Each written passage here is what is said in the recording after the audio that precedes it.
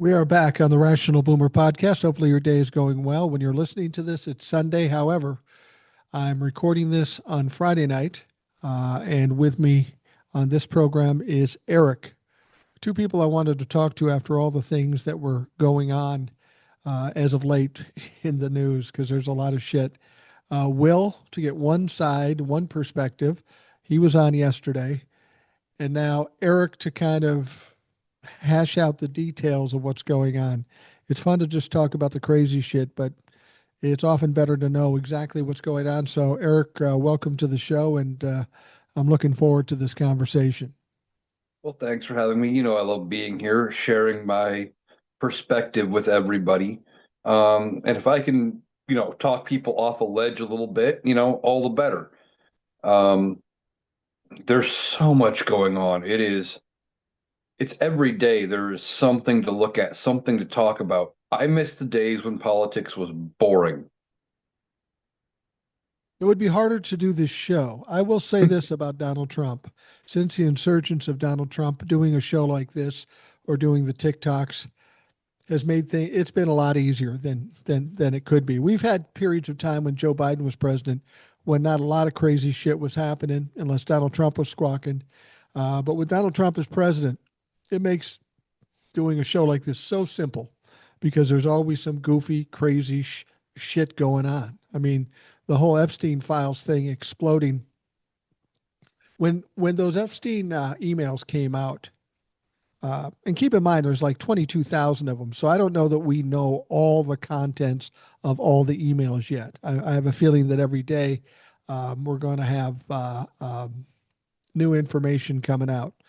I talked about it. We'll talk about it briefly here, but I talked about it with Will at length. The one was the interesting comment by Jeffrey Epstein to his brother, talking about wondering if Vladimir Putin still had the pictures of Donald Trump blowing Bubba. The fuck? Didn't have that on my bingo card. When that hit, No, no. when that hit me, I said, it can't be real. But then, why would Jeffrey Epstein say it to his brother? Why? Why would he bring that up? Is it a joke? Is it what? And to be honest, people say, well, maybe, probably not true. I don't care if it's true. The fact that it's in the wind, that it's in the narrative, that it's bugging the fuck out of Donald Trump, that's all I need. Yeah, you're right. The fact that it's bugging him is huge. I kind of thought the same thing. I was like, I saw people were talking about it, and I'm like, no, this can't be legit. Somebody's pulling my chain.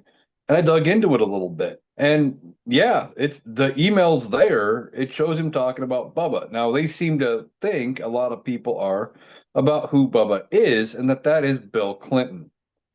And the jokes, oh my God, the jokes I have seen from various Yeah. creators. And I know one person started it, and other people are just parroting what somebody else said. So I don't know where it started. But the number of people I have seen refer to Donald Trump now as Donica Lewinsky has been hilarious. It Or is. the other one I saw that was really good, I saw just right before we got on, somebody had left a comment on somebody else's video saying, that was Donnie's first taste of the presidency. Yeah. Yeah. Well, It's I, like, I, oh my sug- God, those are golden. I was trying to think of how Donald Trump might want to spin this if there ever was a photo of it. And I could imagine that, since Donald Trump is very serious about gender identity, maybe he had to check the former president to make sure he was a man. And then when the visual inspection wasn't quite enough, he had to get a little taste.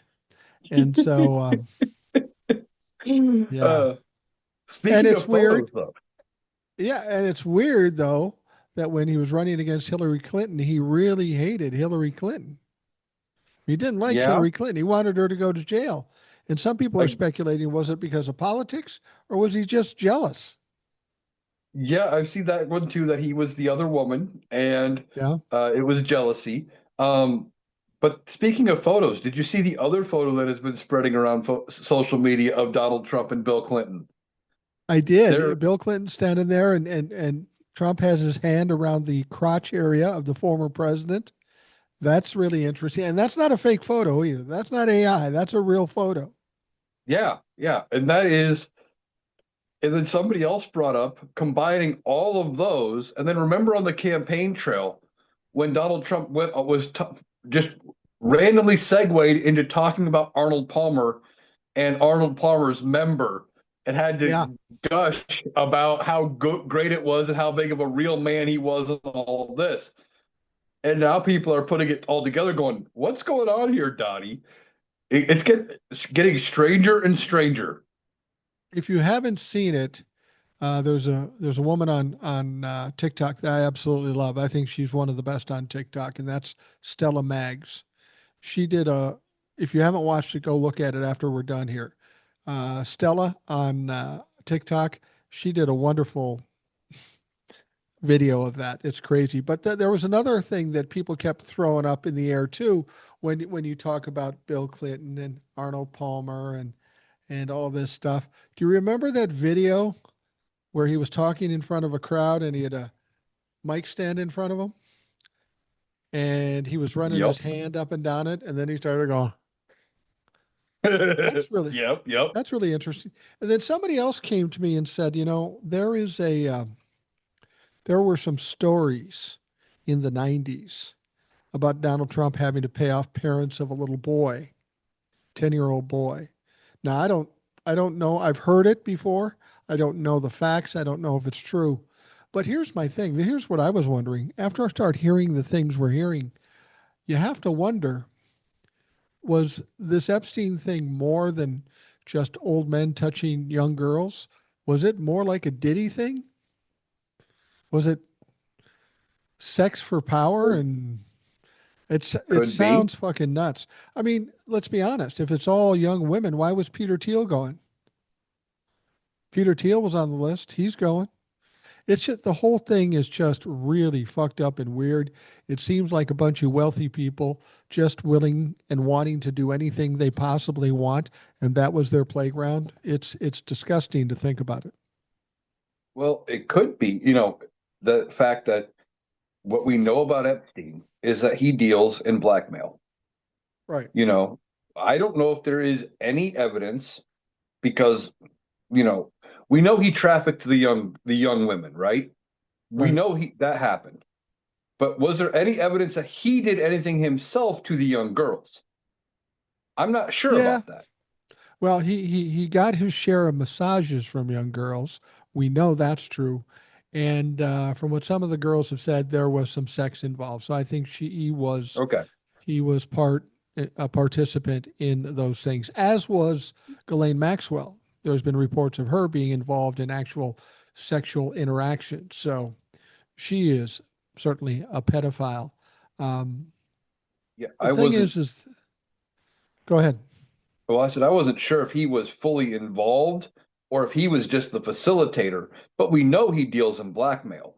So who knows how this thing happened between Donald Trump and whoever Bubba is, whether it's Bill Clinton, whether it's Arnold Palmer, whoever it may be.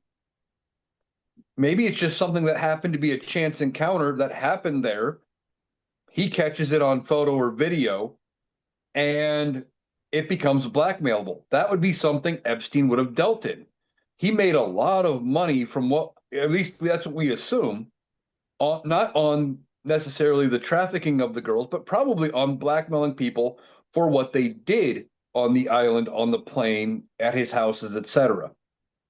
And from the emails, here's what we know for sure. He said Donald Trump knew of the girls, and he and Ghislaine Maxwell were talking about the dog that doesn't bark, um, that he'd done some things, that they had some things on him. And they were kind of going back and forth at the prospect of trying to out this guy or blackmail this guy. Michael Wolff was talking to him saying, look, if you do this or do that, you might be able to get a favor once he's president. You might be able to take him down here. I mean, this was happening in those emails. The talk of blackmail, the talk of taking Donald Trump down. Why that didn't happen, I don't know. But there's no way to blackmail somebody if they haven't done anything. And if anybody would know they've done something, it would be Jeffrey Epstein. Yeah, exactly. And one of the things with that whole idea, you said he was talking about taking him down. Why didn't it happen? Well, possibly because they got to Epstein. There's speculation that Epstein did not, in fact, uh, kill himself in prison, that it was a hit. And maybe that is exactly what happened, is he was talking about, or maybe Donald Trump or whoever was connected. Maybe it wasn't even Donald Trump. Maybe it was somebody else that was highly connected, got wind that they were either going to take out Donald Trump, or they were getting tired of being blackmailed by Epstein or whatever, and decided to get rid of him. Entirely possible. But one thing I saw in there was that an article that was talking about how during the Trump presidency, they were always coordinating with the government and the Trump administration for the flights of Epstein's plane. Yeah. That they were, you know, at Miami at the same times. They were going into DC around the same times, coordinating when they leave. Well, we have to leave by this point, or it'll be delayed after this because Donald Trump's departing, leading to more of the idea that they were still connected well after the point in time Donald Trump tried to say that he had thrown him out of Mar-a-Lago and they weren't connected and they weren't friends and all of this. Well, according to the emails, Jeffrey Epstein had Thanksgiving dinner with Donald Trump in 2017. Not only was it well after the time he said he broke off with Epstein, it was while he was president and after this guy had been indicted for some serious problems. So the idea that Donald Trump didn't know what was going on is absolutely ridiculous. I mean, it's silly to think of anyway, but what's in the emails would suggest that's a lie. Yeah, you're right. And if that was in 2017, I've got another question. If our media was doing such a good job of covering the Trump presidency, this would have been ratings galore. Why weren't they covering the fact that Epstein had Thanksgiving dinner with Donald Trump? How did the media miss it? And not only that, but what steps were taken by the government under Donald Trump, if the media was paying attention, to get Epstein in and around and avoid the media seeing him? I don't know that the media was missed it. I think they were complicit in it. The media has not been our friend since Donald Trump has come around. They tell us what they want us to hear, what Donald Trump wants us to hear. They don't give us all the facts. They give us flat out lies. I mean, we can't trust the media for anything, particularly. Um, but when you look at these emails and then you think about the question, did Epstein kill himself in jail, or was he killed? That begs the question a lot more. When you see how potentially dangerous Jeffrey Epstein is, how he's thinking about taking down Donald Trump, it's not just Donald Trump that might be interested in taking him down. To anybody in the Republican Party, any oligarch that may be either tied to the Epstein trips or supporting Donald Trump. He was in a lot of danger because there was a lot of people that had a lot to lose if he opened his mouth. Yeah, you're right. And it doesn't bode well for Jeffrey Epstein if you go uh, looking into it that way. It makes you think he was a target. If he was blackmailing all of these people and then you hear him talking about taking out Donald Trump, it wouldn't surprise me if somebody did something and, it wasn't necessarily self-inflicted. I mean, what surprises me is that there wasn't a backup plan to release all of the evidence and all of the blackmail that he has on everybody. You would think somebody that connected who had that much on everybody would have some kind of a safety net saying, okay, you guys take me out if I croak under mysterious circumstances, all of it goes public. And he could ruin tons of people that way. And I wonder why that didn't happen. Yeah, that's kind of interesting. Then they talk about Ghislaine Maxwell. They asked Donald Trump today if he was going to pardon Ghislaine Maxwell. And he says, well, I'm not thinking about it. I could. I'm not sure. I don't know what's going to happen. They've got a problem with Ghislaine Maxwell. the same problem they had with Jeffrey Epstein. She knows as much as Jeffrey Epstein. Now, we found out that she lied about Donald Trump not being in the house and not being involved with the girls or knowing about the girls. She flat out lied in her conversation with Todd Blanche. Now she's living easy in a very light security prison. She's got all the perks she could possibly want. Now she wants clemency or commute her sentence, and Donald Trump is thinking about it. But here's the problem with Ghislaine Maxwell. If he doesn't commute her sentence, she could start talking. If he does commute her sentence, she could take off and then come back later and say, I need money now, or I'm going to talk. And when somebody's blackmailing you, they never leave you alone. They're going to blackmail you till they can't anymore. I would personally be a little concerned for the safety of Ghislaine Maxwell because that's the only way to get security with regards to her. They've got to shut her up, and they can't do that unless they shut her down. Problem is, you're making great points there, but they have one problem. If they were going to do it, I think now that all the spotlight is on everything Epstein related, it would have to be a very convincing attempt, to make it look like she took herself out, because otherwise it would look for what it is. It would look like a hit. I mean, we questioned the Epstein thing back when it happened. A lot of people said this doesn't quite look right, but we didn't have anything else to go on, and it kind of fell by the wayside. But now with all of the spotlight on it, if there's talks of her actually coming out making public statements or testifying before Congress or what have you, and she shuffles off this mortal coil in some way that doesn't look natural or self-inflicted, there are going to be questions, and we don't know what's going to happen. No, we really don't. We got the discharge petition, 218 signatures. Yes. Mike Johnson says we're going to vote on it next week, which is surprising. I thought he tried to delay it as long as he possibly could, but he's getting it done pretty quick. Now, they tried a little trick with the Republicans. They tried to force them into doing unanimous consent so nobody had to own up for their votes. But a Republican pointed out, a Republican, not a Democrat, pointed out you can't do that in this situation. People are going to have to attach their names to the votes they make. And that really was the big problem here. That's what people were most concerned about. Not so much the release of the files, because that's still down the road a little bit. But if you have to decide whether you're going to vote to hide the files or release the files, you got some problems either way you go. You're damned if you do and you're damned if you don't. And it's sounding like a lot of Republicans in the House are going to vote to release them.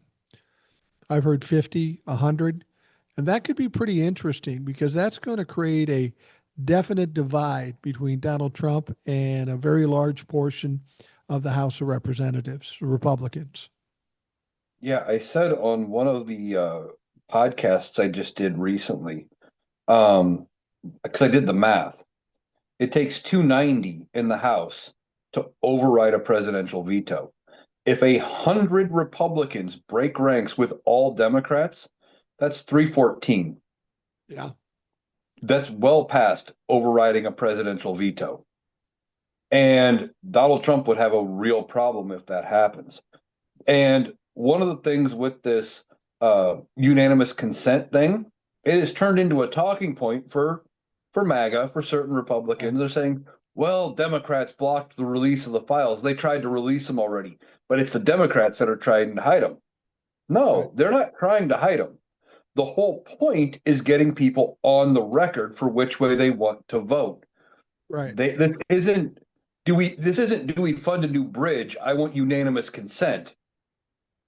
This is a serious question plaguing the country. We need to know how people really feel about this, especially in our elected officials. And if you pull off a unanimous consent, the only thing that would do is if you get it in both houses, and you'd have to get it twice because Donald Trump's going to veto this, you guarantee to override his veto.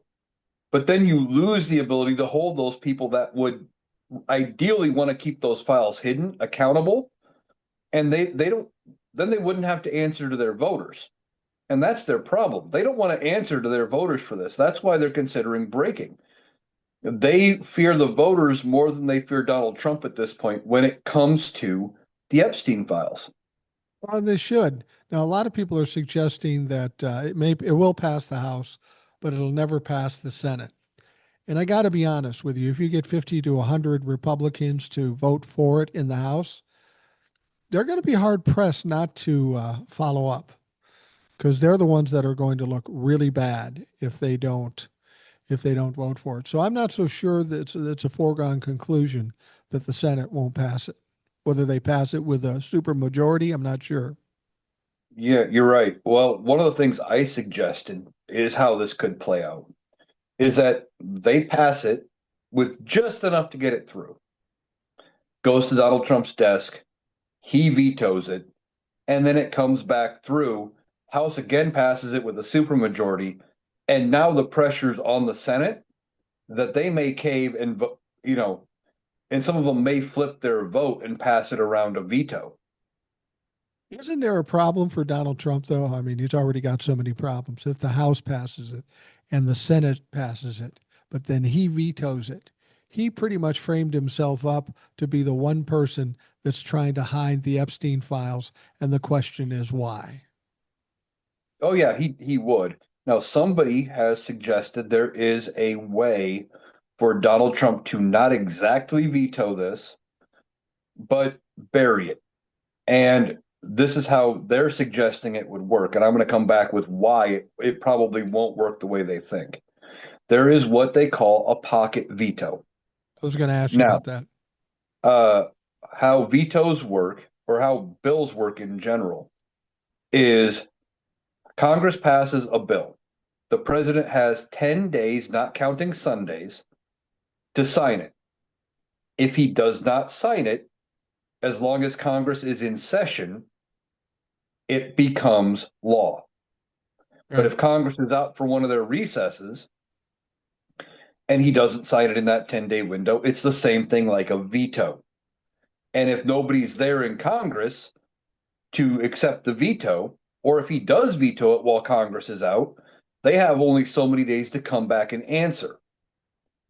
And they're saying, well, he'll just wait till Congress, he'll take that 10-day window. They'll be out for Thanksgiving and he'll veto it while they're gone. They won't get back in time. No big deal. Except one of the things they can do is something they're already doing.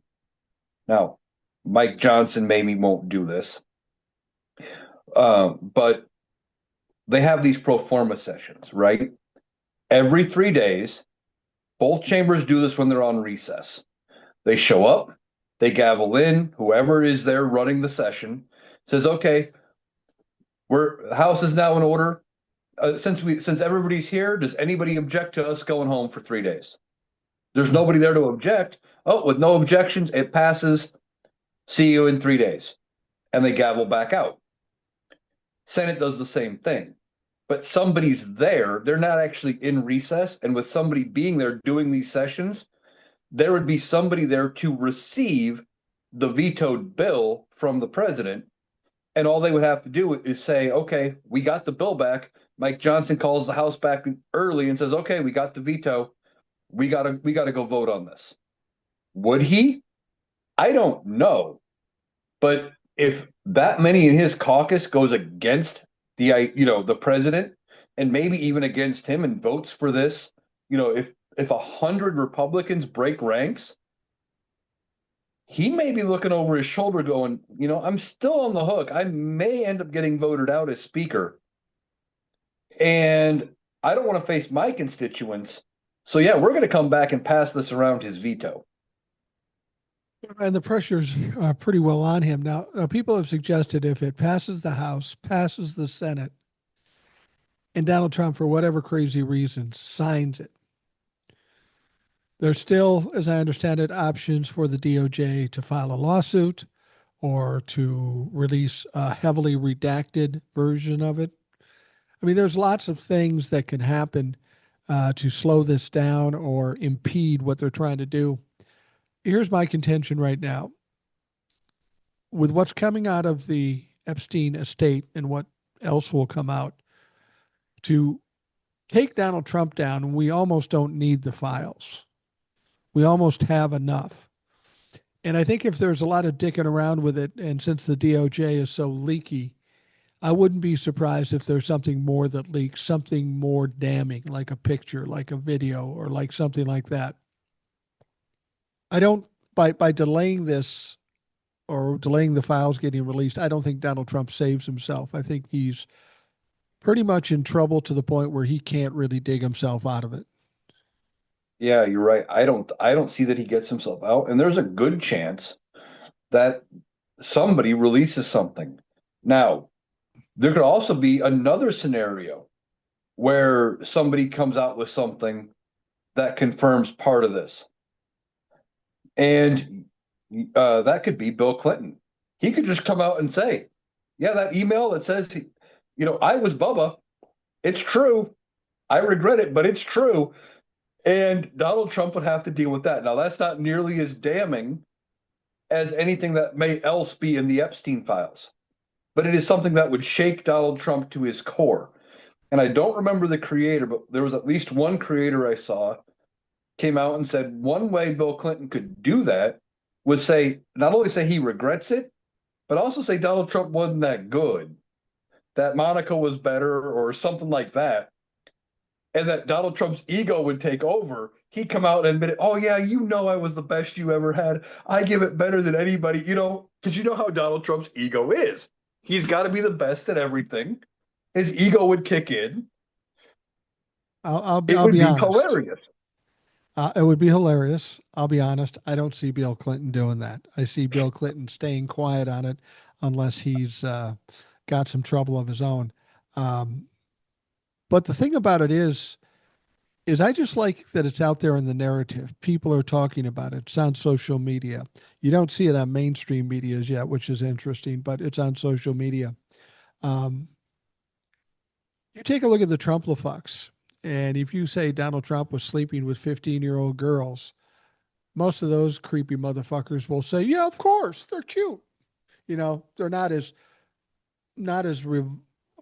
repulsed by that as. But if you suggest Donald Trump was involved in a gay relationship, oh Mm-hmm. shit, MAGA is going to go to pieces over this. They're going to go to pieces over this because they're manly men, they're patriots, they're all this stuff. But like I said, if Donald Trump came out and admitted this, there'd be a tons of members of Congress that could finally come out of the closet and fly their freak flag and just live their life as they're meant to be. I don't Yeah. I don't see Bill Clinton saying anything about it at all. Um, but it's interesting. Donald Trump basically admitted to being responsible for a lot of these things in the Epstein files. Because for the longest time, he was telling us it was a hoax, that it didn't exist, just the Democrats. It was a Democratic cabal. Um, so he felt so pressured and he needed to try to spin this. So then he says, I'm going to have Pam Bondi investigate Bill Clinton and all the other Democrats that are involved in this Epstein file thing. I don't know that he wants to do that. I mean, what you really want is this thing to go away. This is just going to Mm-hmm. inflame it more if they do anything at all. Well, he's got two problems again with him doing this because we know Donald Trump fucks up.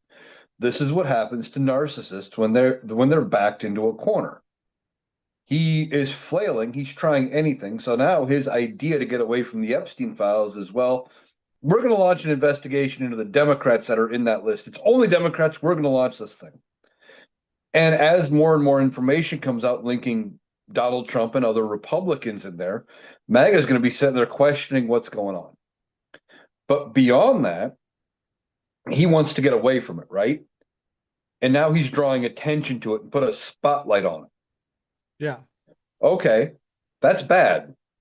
But he also did the same thing that he has done with Letitia James, James Comey, all of these people. It's now public that he has directed the attorney general to do an investigation into these files and charge them if they can. any prosecution potentially of these people could be gone. It potentially could be dismissed because it's just on the considered. fact that he publicly said, look into it. It's malicious prosecution. And he verified that when he said the things he said. Leave it to Donald Trump. He will implicate himself or fuck himself up. And James Comey and the Letitia James cases will probably get thrown out before they see a courtroom. And that will be hilarious if that's what happens. But what I'm saying is Donald Trump is all about projection. When I first heard somebody say that, I go, nobody'd be that stupid. I mean, if I've got something that I don't want somebody talking about with me, I'm not going to bring it back up and point it at somebody else because that's just going to expose me more. But by Donald Trump saying investigate Bill Clinton, investigate the Democrats, it's basically telling us, based on history, that he is the one responsible.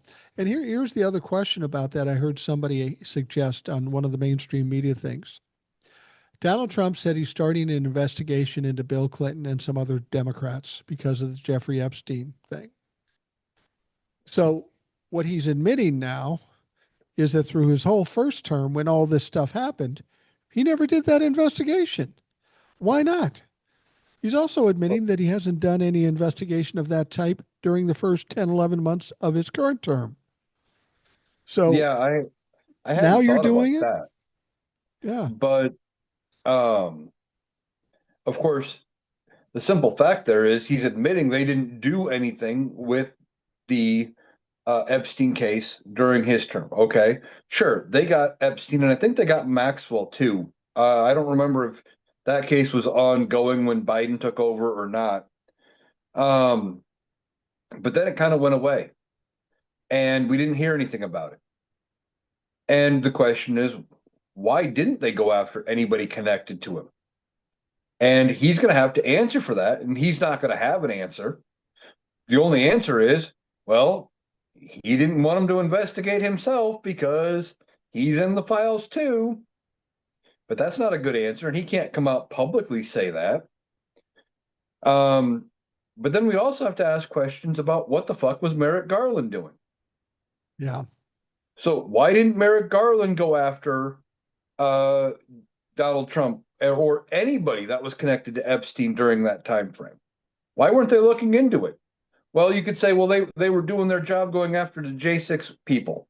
Sure, they did go after the low-level J6 people, but then when you found out about the organizers and the top leaders and the members of Congress, you find out Merrick Garland and the DOJ sat on their hands and did not a goddamn thing. Not until public outcry was so loud that they had to do something. And then we get Jack Smith, but by then it was too late. Donald Trump was able to drag it out long enough that here we are. I mean, I've been saying, honestly, the best thing Donald Trump could have done was not run for election this time. And he maybe have been facing other criminal prosecutions for other things, but the DOJ under Merrick Garland wasn't looking into the Epstein files. Kamala Harris wasn't running on a campaign of releasing the Epstein files. There's no guarantee her DOJ would have ended up looking into it at all. If he wanted this to stay buried, the worst thing he did was run for president and run on a campaign of, we're going to release those files. Yeah, he's a dumb man. There's no question about it. And I said this in somebody else I was talking to. As much as I like Joe Biden, I have to fault Joe Biden and Merrick Garland for not burying Donald Trump, literally burying him after he got out so that he could not come back. But they were too concerned about being partisan and all this other stuff and be on the up and up and do the right thing. You can't tell me a president of the United States and an attorney general couldn't have wrapped up and buried Donald Trump in about 6 months after they took office, if they wanted to. But instead, they let him run free and gain more momentum and then ultimately run again and win. So I do hold Joe Biden and Merrick Garland, more so Merrick Garland, responsible, at least partially, for the mess we're in now. Yeah, I agree. They should have done more. But you can't only put the blame on those two. No, You it's got not to put just the them. you got to put the blame on Mitch McConnell. But Mitch Mitch McConnell. McConnell teed it up to Merrick Garland. Donald Trump gets impeached the second time for January 6th. And just by virtue of how long it took, and they did everything with that impeachment in political terms, in getting something through Congress and getting things moving ridiculously quickly. And that was one of the Yeah. things that a lot of people were faulting him for it being so fast. But they had articles of impeachment out, they had him on trial, but the trial didn't wrap up before Biden became president. Mitch McConnell comes out and says, you know what? He's out of office. It's not really a political question anymore. It should be handled criminally and he should be dealt with by the criminal justice system. He kicked it down the road. He kicked it to Merrick Garland. And Merrick Garland gets it, sits on his hands, and says, no, it's a political question. Yeah. And neither side wanted to deal with it. If either side had done anything, we wouldn't be where we are now. Donald Trump would have been gone. He would have been done. And he wouldn't have been eligible to run uh, in 24. And who knows who the Republicans would have put up. We might have had DeSantis or somebody like that. But then it would have been even easier for Kamala Harris to win Yeah. because a big chunk of the Republican base wouldn't have turned up to vote. Yeah. One of the things that I find interesting about this whole Epstein thing is we had trials and we had convictions, and we convicted two drug or sex traffickers, right? Two sex traffickers. Yep.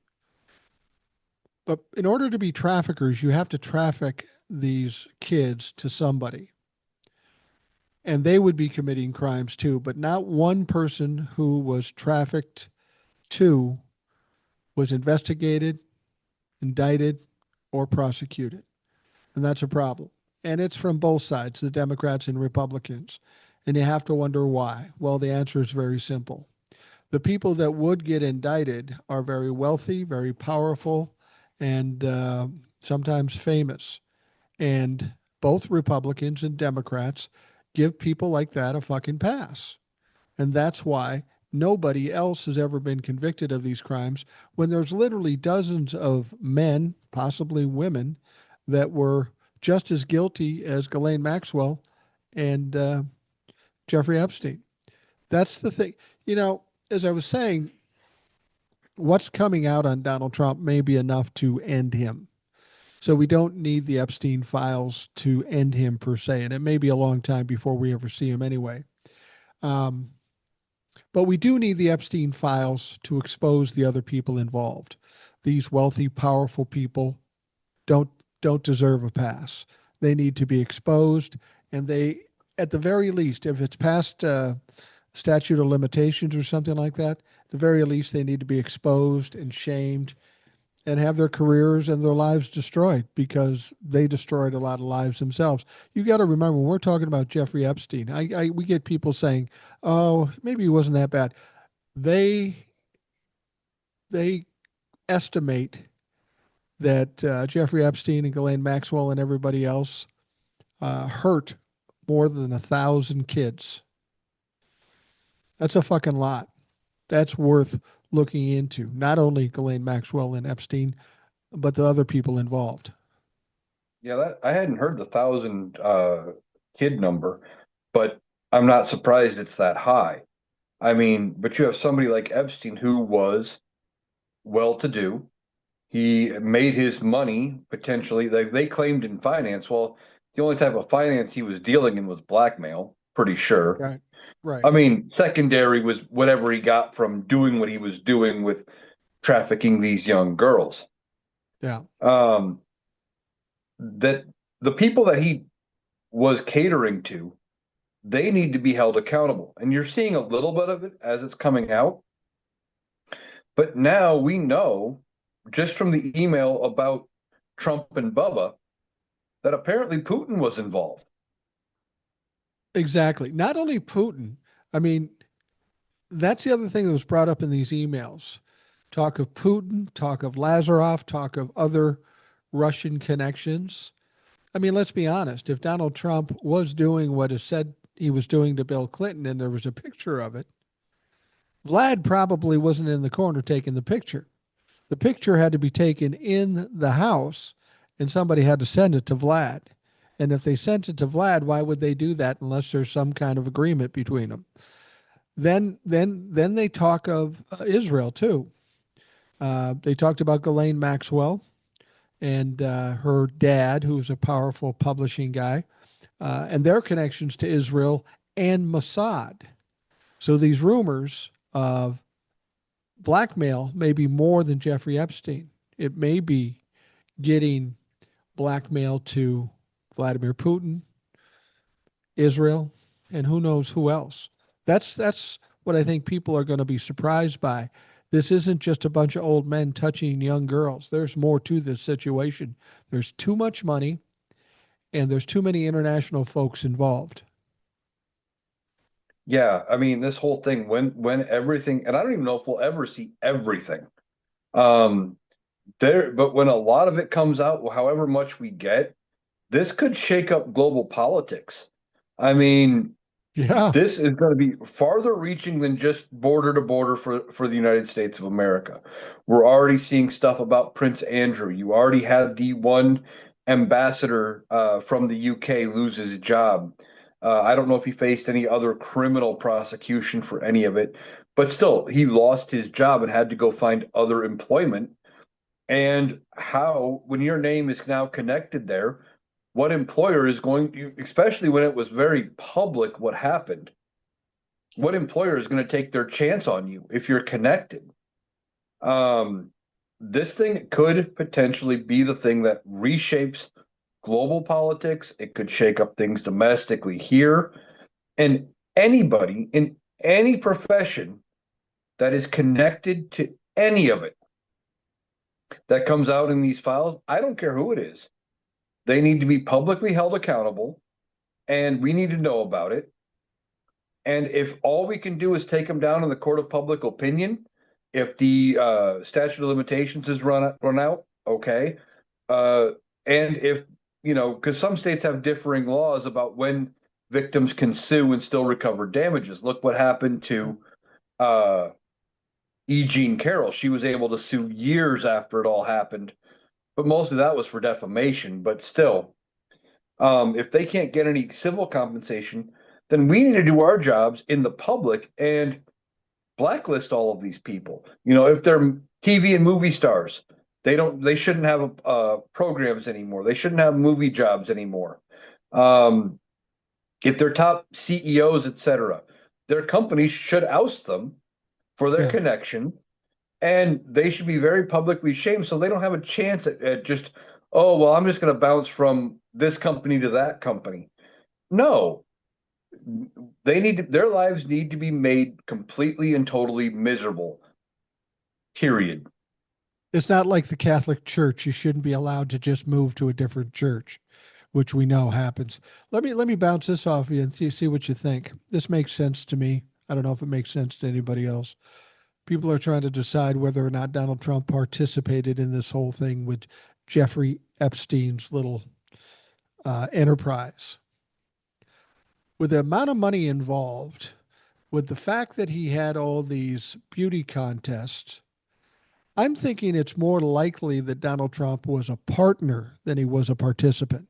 He was also a participant, like the Hair Club for Men guy. I own the company, but I also participate in it.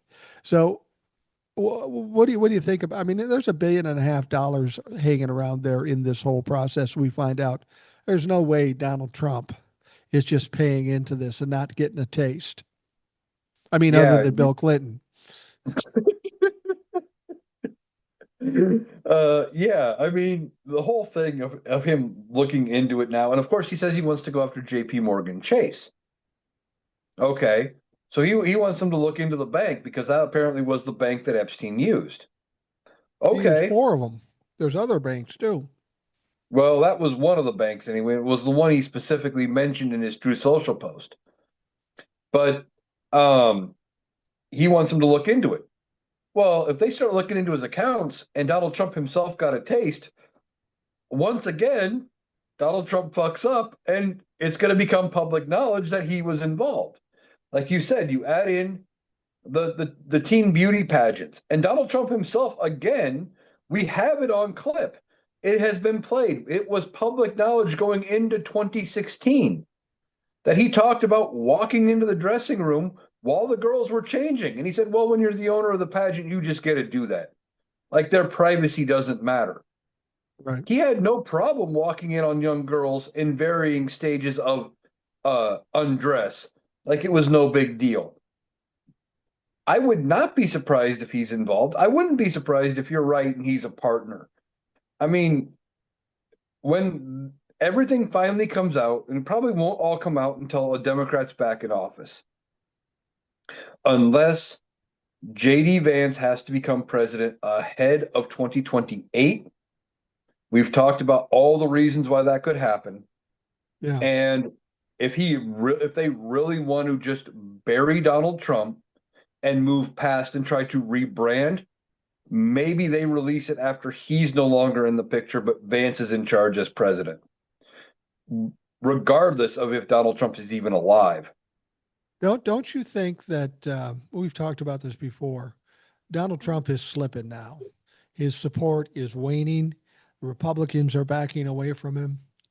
Once the slide fully starts, then I think it's just a monkey pile on the fucker.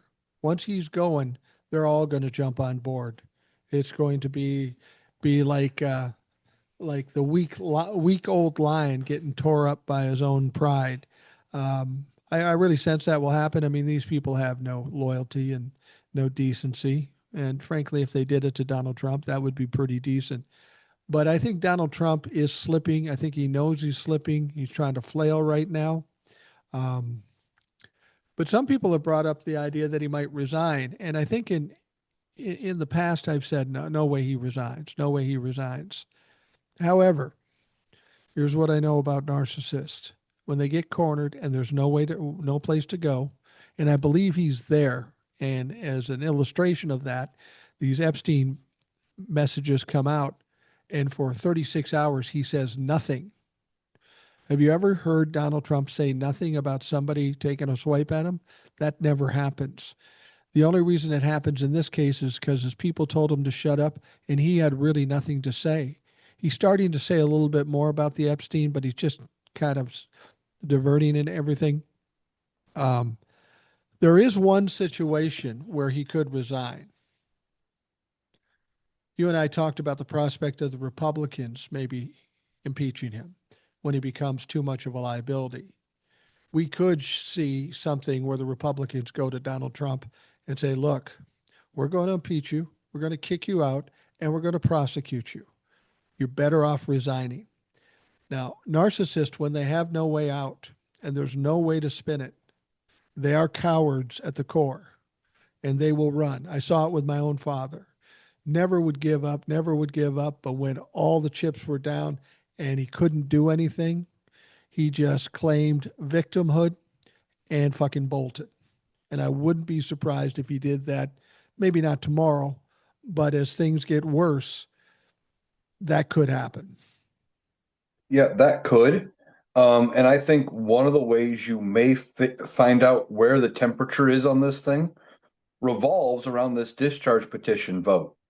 If it passes both chambers with a veto-proof majority and he still vetoes it, that may be an indication. It's not a guarantee, but an indication that they may be willing to part ways with Donald Trump.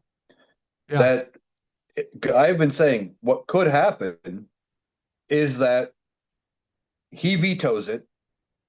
It goes back to Congress. They pass it around his veto. And then because they know what he is at least mentioned, they go, okay, this is our chance. And they draft articles of impeachment. And speaking of articles of impeachment, who loves drafting articles of impeachment? Marjorie Taylor Greene. Well, he publicly just withdrew his support from her. As you were listening to this, it would have been Friday. So he says, I no longer support her. She's out there, she's too crazy, she's this, she's that. Well, when it comes down and it comes time for them, the party to say, okay, we're moving past Donald Trump, we got to get rid of him. It wouldn't surprise me at all if she leads the charge with those articles. Yeah. In fact, I think what I'll do is make a donation to her campaign in the form of the beautiful 64 pack of Crayolas so she can do that. I Oh, mean, you better not do that. yeah, Uh, anything above three or four, she might get confused. yeah. So that's conceivable. I mean, Donald Trump is losing ground really fast, and Yes. he's being embarrassed, and it's going to be interesting to see how he handles it. I mean, when you watch him talk now, there's been a drop in his mental, his emotional, and his physical condition in the last 3 months. I mean, it was bad 3 months ago, but it seems to be getting worse and worse. And I would have to think that the pressure that's on him now and the strain he's got going is taking its toll. It definitely is. I don't know if you saw him signing this executive order, and I don't entirely know what it was all meant to do, but it was on foster kids Yeah. and setting them up for success. And in the span of about 30 seconds, he confused the word adapt and adopt 3 times. Yeah. You know, and I don't know if that's just stupidity. I don't know if he had adoption on the mind because they were talking about foster kids and getting them into homes and all of these things. And when he saw the word adapt, his brain just switched it, or if that's a sign of mental decline. Well, and it's And it ironic is that he would sign something for foster care to help kids while at the same time taking away their health care and their food. That seems kind of Yes, fucking silly. exactly. And it's just another sign that he is having these problems. And I keep talking about it. The fact that he talks about what he calls that aptitude test he took, he calls it an aptitude test or an IQ test and says it was very hard. That was the Montreal Cognitive Assessment. And we've talked about this before. It is not something that is a standard test that you get when you go get a physical. Now, I've never taken one. I've had other family members and I know other people who've had to take one because of varying problems. But they will tell you you did great no matter how you did on it. And it's Yeah. just an idea to get an idea of where your mental abilities are at that moment. And then they use it as a gauge the next time they give you one to see have you improved, have you regressed, especially if they're worried about, how are you coming back from an event like say a stroke? And we think he may have had one or two. Well, that makes sense that he would have had this assessment. And the stress from all of these files could be leading to more of them. This may Right. be the thing that puts that nail in the coffin, and we finally get that one big, beautiful obituary we are all waiting to read. Yeah. I found that Montreal cognitive test online. So I took it. Just so you know, I aced it. But it's not hard. I would It's be worried really if you not hard. didn't.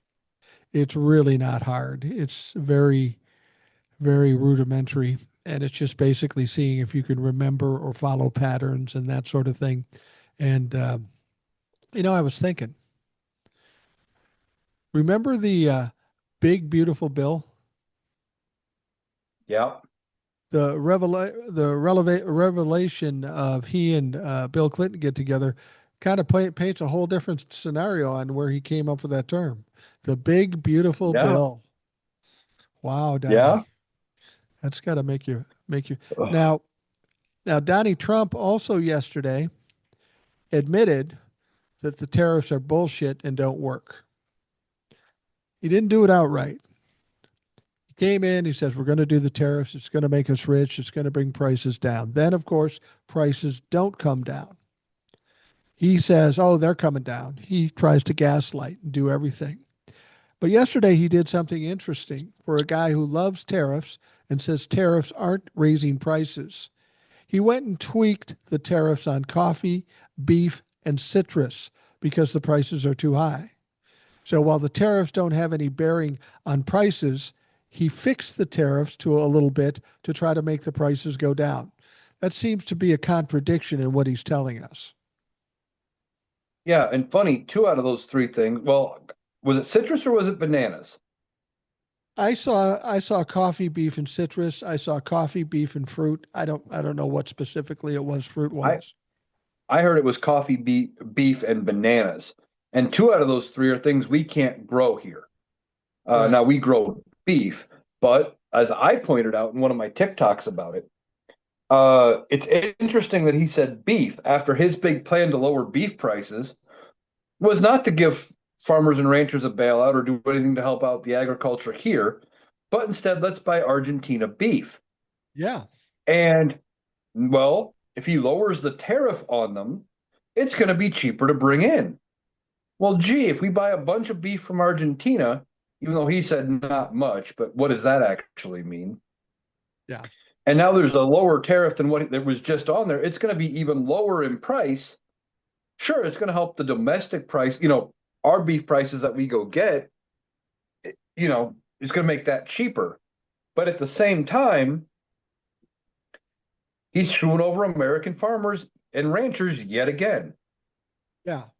I mean, that doesn't, it may lower the prices, but that will just make it less profitable for beef producers.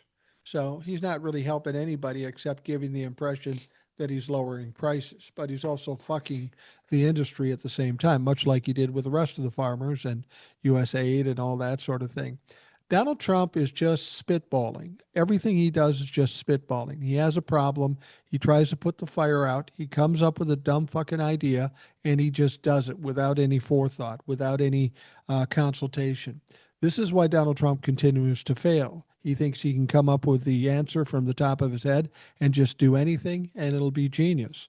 And clearly, it's not. Clearly, it always fucking fails. Yeah, Donald Trump is not a bright man. He thinks he is. He thinks he's the Right. smartest person in the room.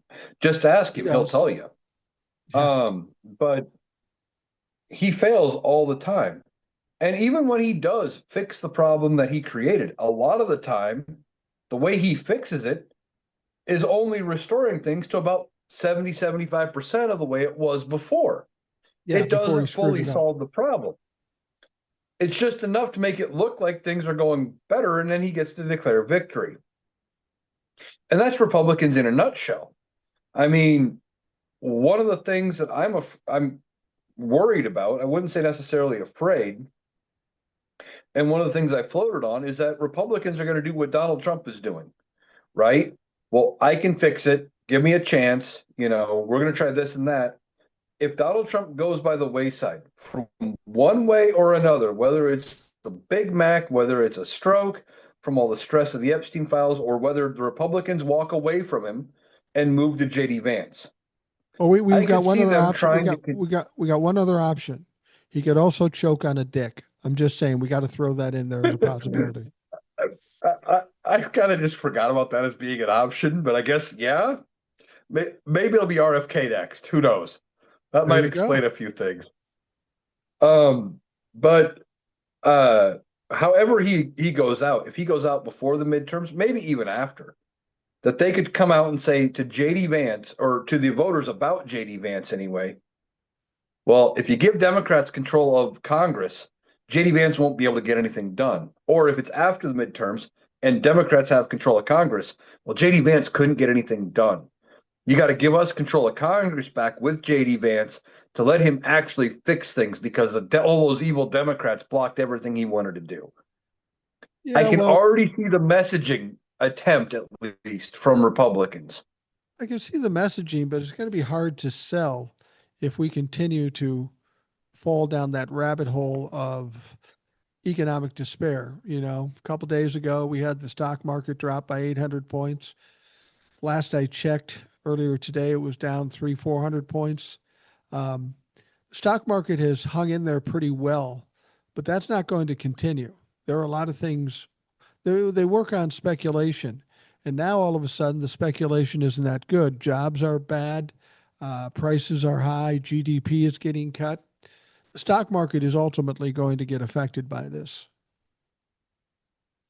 Yeah, ultimately, I'm surprised that it's still as good as it is.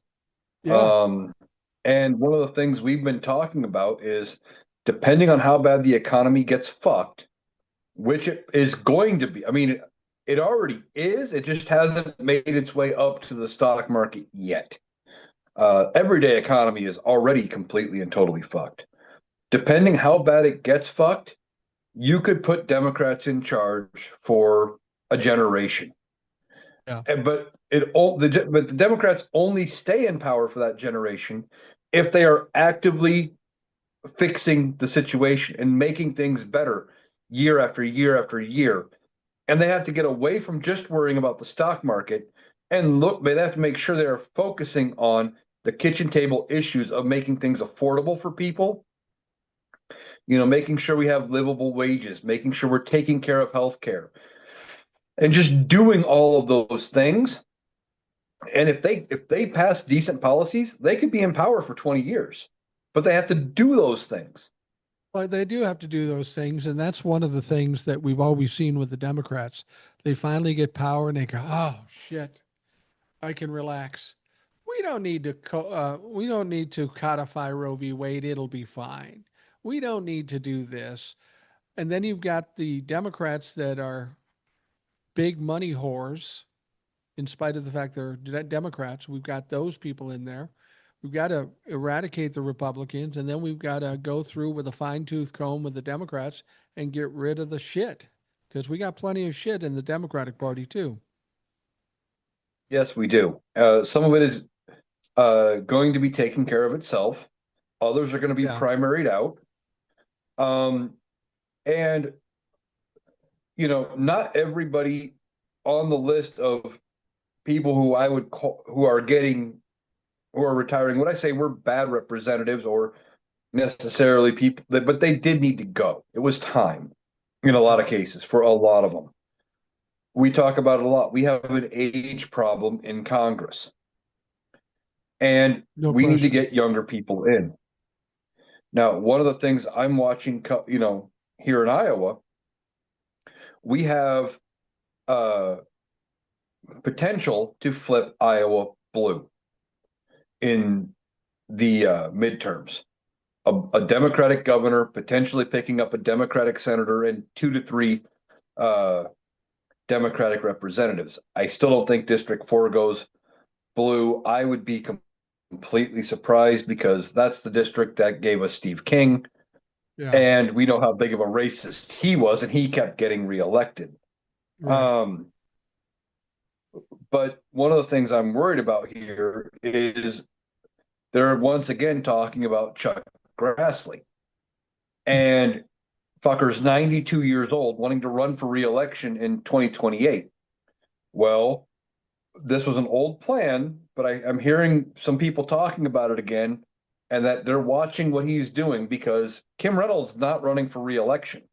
There's going to be somebody new, and there's a lot of people thinking that our next governor is going to be Rob Sand. He is pretty popular. He's the only statewide elected Democrat, and um, I've even seen he's out on TikTok, and I'm seeing some of his stuff where he's talking. Hey, just got done talking to somebody who has voted Republican for 20 or 30 years, but they got my Yeah. vote because I'm saying we got to get above Democrat and Republican, and we just got to fix things for the everyday Iowan. And he's got a great message. So I think he's got a good chance. Well, if Chuck Grassley kicks the bucket, the governor gets to pick his replacement. There you go. Well, what they're thinking, or what the speculation I have heard, is that the plan has been that Chuck Grassley would instead retire, and that Kim Reynolds would appoint his grandson Pat Grassley to fill the seat. Pat Grassley's about my age. He's in his 40s. I Right. think he might be 41, 42, somewhere in there. But, or, he's in his 40s. So What they're hoping by doing that is you would have a lot of people go back to the voting booth, see the name Grassley, and just check Yeah, the box going, oh, yeah, and assume they're still voting for Chuck, right. 20 years from now, not realizing that he's moved on just because people are so familiar with the name. Well, if that is the plan, Kim Reynolds better get on it because she ain't got much time left. Yeah, she's out. I don't remember what day in January of 29. I don't remember which day our governor resets. Um, but yeah, she's not seeking reelection in 26 when she would be up.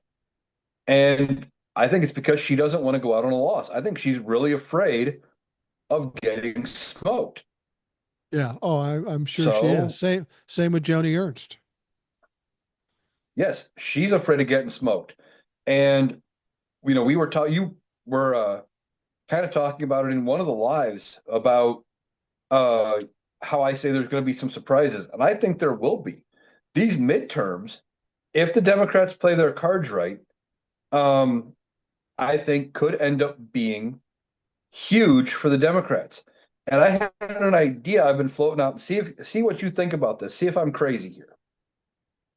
We've been talking about how Mike Johnson could be up getting called for a vote to vacate the chair. Right. And we keep saying it could happen.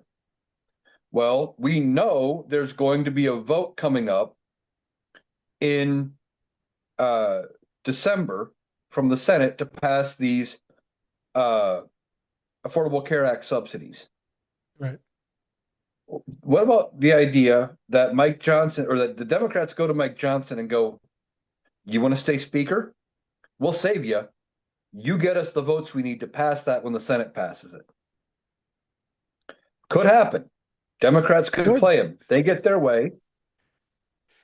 If this were 2 years ago, I'd say no way. But the way things are now, that's a distinct possibility. And given that Mike Johnson's probably hanging by a thread, and that these ACA subsidies are pretty important, the Democrats may have to pull a little trick out of their fucking hat to get it done, and that's distinctly possible. But don't you think if there's a vote with the ACA, if Mike Johnson even brings up the vote, if he's forced into bringing the vote like you're talking about, um, isn't the vote on the ACA, as long as it's public, kind of similar to the vote on the Epstein files? I mean, there are people going to be are already hit with high cost of health care, and if your representative or senator votes against it, you're going to take a fucking pounding because we know the majority of people on ACA are in red states. The red representatives and senators are going to have to take the heat on that one. I don't know why they wouldn't want to do the subsidies to a certain extent because it doesn't really change anything. It's not new money. It's money that's been going on for a while. Do you think the Republicans have enough sense to think that they might put themselves in a bad spot by voting against it?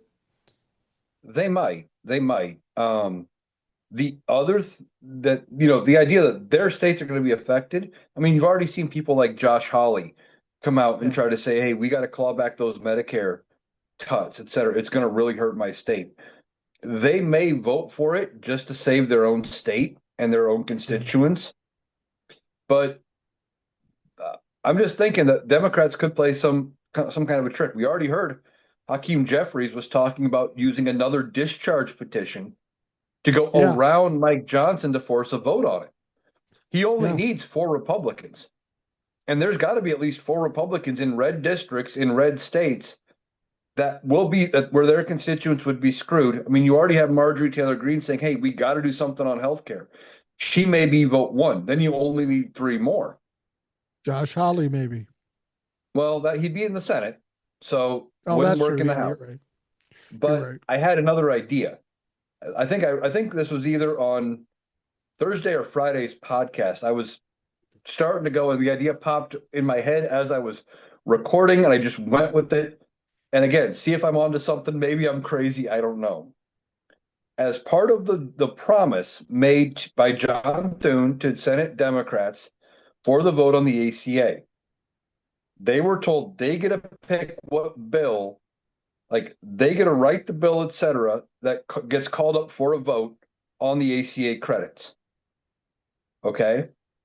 The Okay. House passes the Epstein file vote.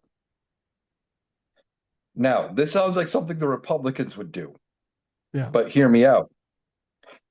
What if the Democrats go, okay, we want to amend the House bill on the Epstein vote to include the ACA credits? Now That's a you've possibility. got you got the senators having to answer going, oh shit, if I vote to kill this bill, it's going to look like I'm against releasing the Epstein files. Fuck, I got to vote for that damn thing. Oh shit, what do That I do? and that's the kind of stuff you see happen all the time with regards to the Senate and the House, for that matter, attaching things. I mean, we have the But it, current situation where the Senate attached those ability to sue for 8 members of the Senate, and now they're going to talk about pulling that thing out. That was just stupid and probably illegal. yeah, the House is going to be passed. They're going to be voting on something, it sounds like, to repeal that. Of course, it's got to go back to the Senate.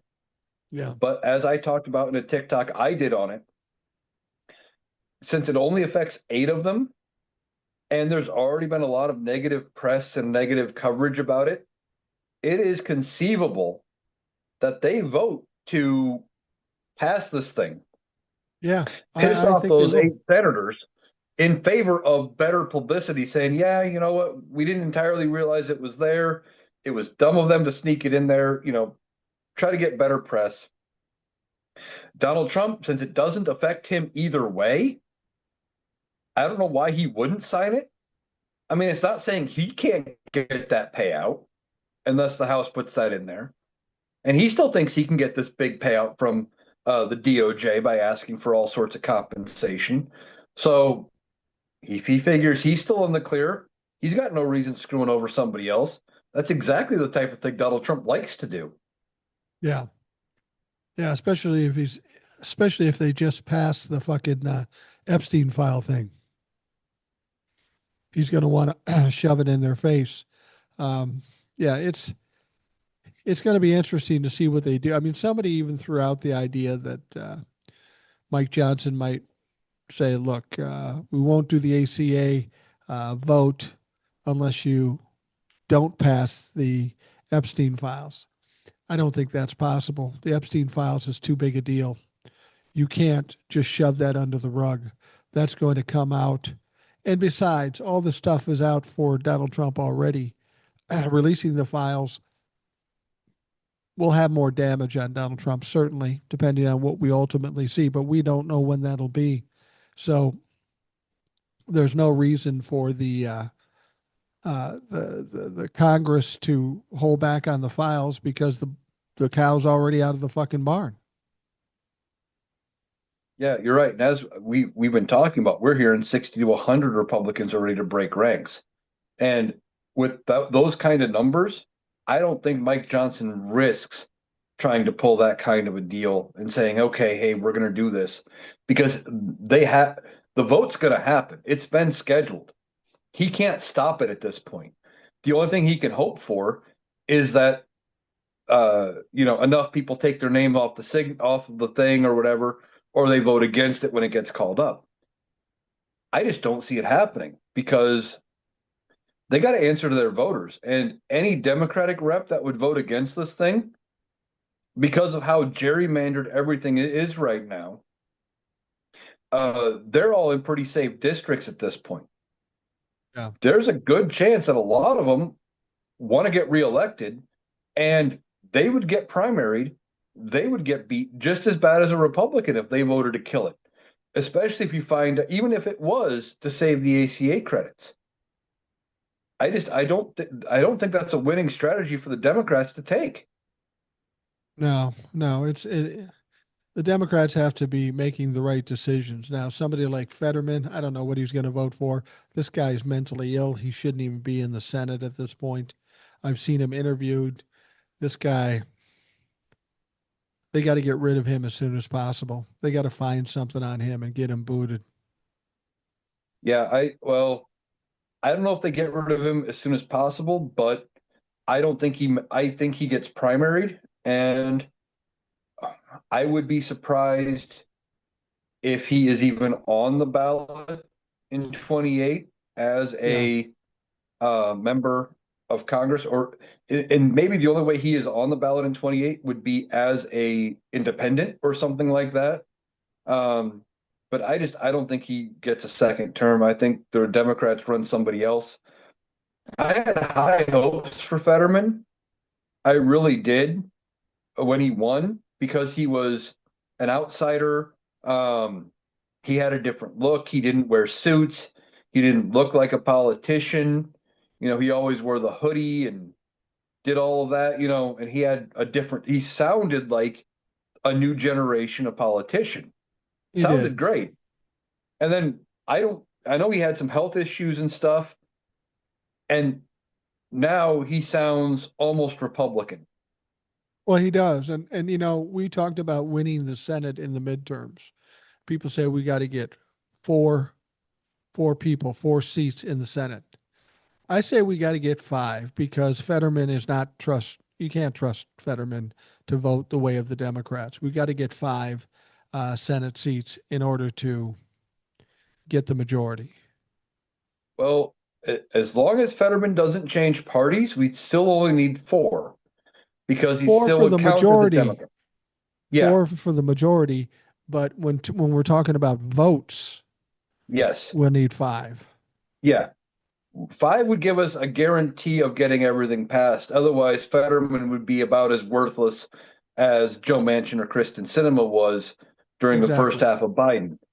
But either way, if we only get four, we can count Fetterman for those 2 years, and we can prevent, them passing a replacement for Alito or a replacement for Thomas. Yeah. I would accept that because we're not going to get it, and nothing's going to pass the House or the Senate that Donald Trump is probably going to sign anyway, other than Yeah. probably budget. Yeah. They're not going to get anything done. The biggest thing is going to be a roadblock. And, I don't know who Donald Trump would pick if there was a Supreme Court vacancy. The only name that comes to mind is Aileen Cannon. Right. And could you imagine her sitting on the Supreme Court? Yeah. Well, to be perfectly honest with you, Donald Trump has never picked any Supreme Court justice nominee. It's always the Federalist Society. So it'll be a matter of who they pick. And Donald Trump will just rubber stamp that shit. I think, do you think Maybe not. that, do you think Alito and Clarence Thomas would resign or retire before the midterms, thinking what we're thinking about, that they may get stuck? Maybe they might try it. I don't know if they would. Their Um, egos are pretty big, though, so I doubt it. I do doubt it. And I was really surprised that they chose not to go after the Obergefell decision and go after gay marriage. I thought for sure they were going to attempt to overturn that because of their egos, but they chose not to. And I could see them trying to hold out for as long as possible. I mean, while they are both in their 70s, you know, they may think they have another 5 or 10 years left in them. Yeah, they might. Do you think that? Oh, now I forgot what I was going to say. Do, do you think that if they stay in I heard James Carville say this. He says the Democrats are going to win in the midterms. They're going to win the presidential election in 2028. And the first thing they do, they attack the Supreme Court and start to stack it. I mean, that would make sense. The Supreme Court's kind of important to democracy, being one of the co-equal branches. And if it's tainted or not effective or not legitimate, that is something they'd have to fix. We need the right kind of president to push something like that, and we need the majorities in the House and the Senate. But do you see that as like a first thing to go after once they get power, assuming they do? I don't know if it's like absolute first, but probably top five, you know, Yeah. uh, because it is going to be very controversial if you go to expand the court. No matter how you do it, I don't see any way of expanding the court, even if you try to do it some kind of a fair way, that um, Republicans wouldn't scream and cry foul and all that bullshit. You expand it to 13, unless they did something like, well, we're going to slowly expand it to 13, like to this term, to next term. So it would take 8 years, something like that. Yeah. That'd be about the only way Republicans wouldn't cry foul. I mean, that's the problem they have here.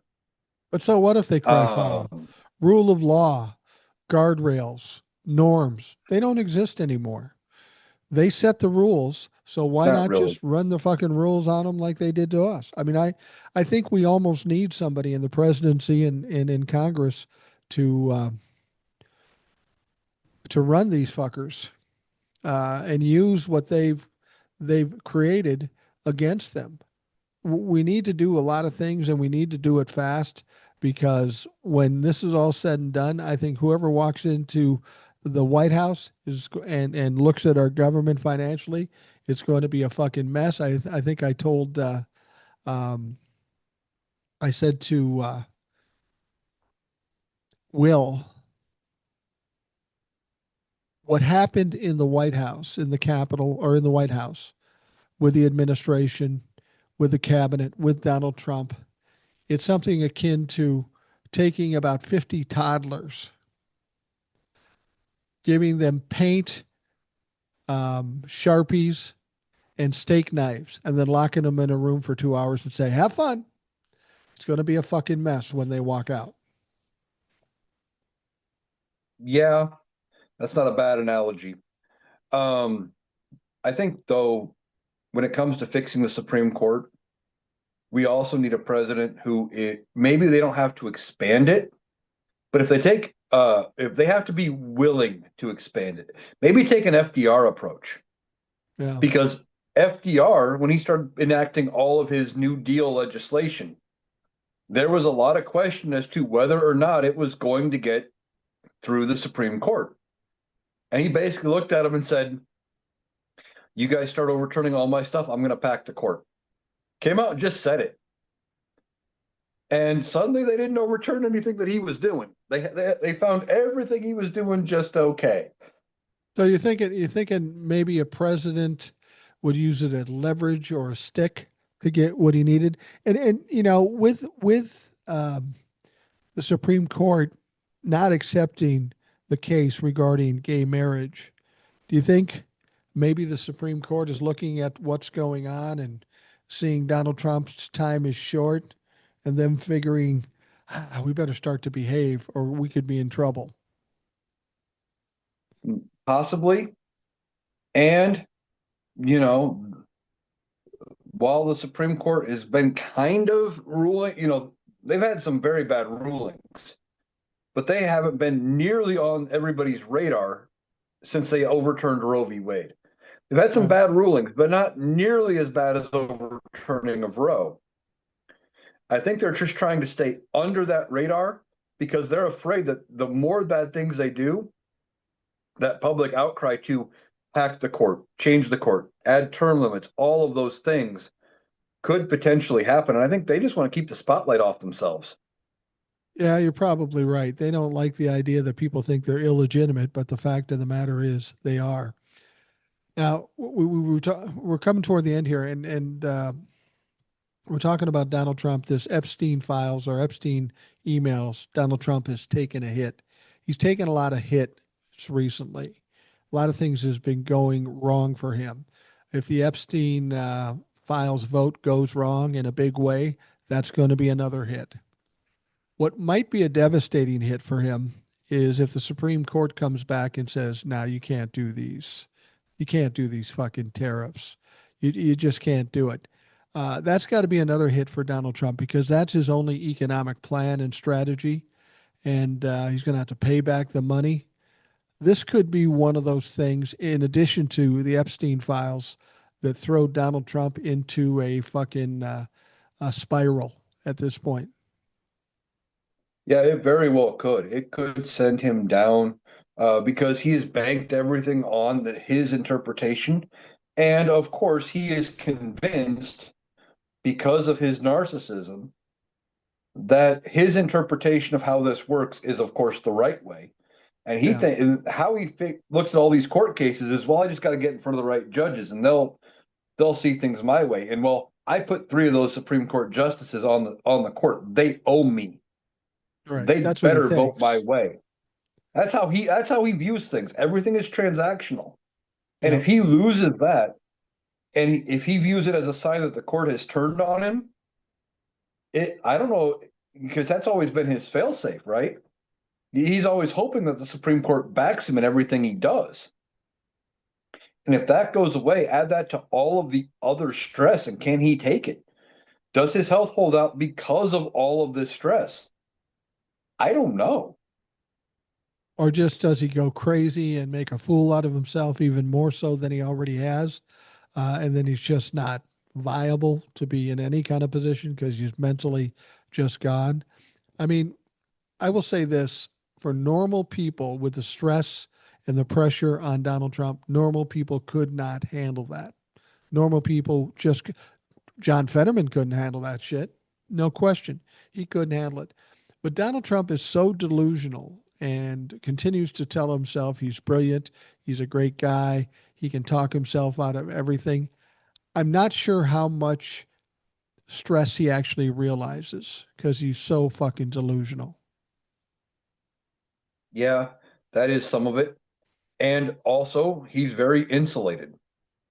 Yeah. His people do not let him see, like, when he gets tastes of the reality going around him, he kind of shuts down. Somebody pointed out that you can get him in an idea and you can kind of point him in a direction, he'll just go. Like when he signed that executive order today, okay, you could tell him you're going to go in, you're going to give a small speech, you're going to sign an executive order, and he had that idea going. Same thing with that Oval Office meeting a couple of weeks ago where the guy collapsed. Yeah. Once the guy collapsed, his ability to adapt to that was gone. And if they're just keeping him insulated, okay, well, you only got to get through this, this, and this, and they're not showing him the wide breadth of all of the media coverage. He doesn't see you and I sitting here talking shit about him. Not that he would No. give two shits about who we are, but he doesn't see people like us. He only sees the favorable stuff that gets put out by places like Fox, OAN, Newsmax, and his people are trying to insulate him as best they can, also by keeping him hidden from the public. He does Right. limited events, and he is able to hide from the media and things like that. Well, clearly he doesn't know all of what's going on. When he was asked about that Chinese crypto guy and that pardon, he had no idea who it was. And he said, I pardon a lot of people. So this guy isn't on task with all the things that are happening. There are people around him calling the shots, and he's just the dopey front man. Yeah, exactly. I think I mentioned this the last time I was on the podcast, but I'll mention it again because I think it's funny. I commented on him not knowing who he even signed the pardon for, or not, sometimes not knowing what executive order, having to be told what he is signing. Right. And it reminds me of the first three seasons of MASH when you had Lieutenant Colonel Henry Blake there, who was kind of dopey, and you'd have Yeah. Radar bringing in a bunch of papers, and he'd cover up all of it and go, "Well, you just need to sign it, but it's top secret. You must know what it is because you're signing it." And he Yeah. just signed his name. He goes, "I'll sign anything, Army." He had no idea what was going on half the time about what was going on around him. That's Donald Trump at this point. They're getting him to sign things. He's not entirely sure what's all going on. And then when asked about it, he has no answers because they didn't tell him how to answer that question. Well, there's a fabled story about Donald Trump's father. He was running his business when it got toward the end, and he was not lucid. He was in the throes of dementia. They put together a little office with a desk. They sat him at the desk and they had him sign things that didn't mean anything. and just kind of treated him like he was still the boss. I get a feeling we're not too far off of that right now with Donald Trump. Yeah, I mean, while the campaign was going on, somebody suggested that we should just let him do that. Let him build a fake Oval Office at Mar-a-Lago, have him hold non-televised press conference events, get the camera crew, maybe get a couple of actors to be reporters, things like that. Tell him he won, and you could have convinced him probably that everything was fine. And with as bad as he is getting, if they do actually get rid of him, there might be a way that they could do it without him even realizing they've removed him from power and do something just like that. It's possible, but we want him the fuck out of D.C., out of the White House. We want him. We want him back at Mar-a-Lago and maybe get Mar-a-Lago taken away from him. I want the man to suffer. There's no question about it. I'm going to wrap up the Rational Boomer podcast. Eric, tell the folks where they can find you. Well, you can find me over on TikTok at Analytical Iowan, on Blue Sky at Analytical Iowan. You can catch all of my TikToks and the Analytical Iowan podcast in video form on YouTube at Analytical Iowan. And you can get the audio from all of my TikToks and the audio version of the podcast on Spotify at Analytical Iowan over there. It may also be out on a few other platforms that you can get podcasts on. I've been working slowly on getting it integrated into other places as well. Absolutely. And if you're not following Eric, you're missing out. If you can't figure out how to follow Eric, you're just not fucking trying. So get the fuck on it right now. You need to listen to that because he's got a lot of great information. And I know I get a lot of great information from him too. So, those of you listening, thank you for taking the time. I hope you have a great day. We'll talk to you again tomorrow.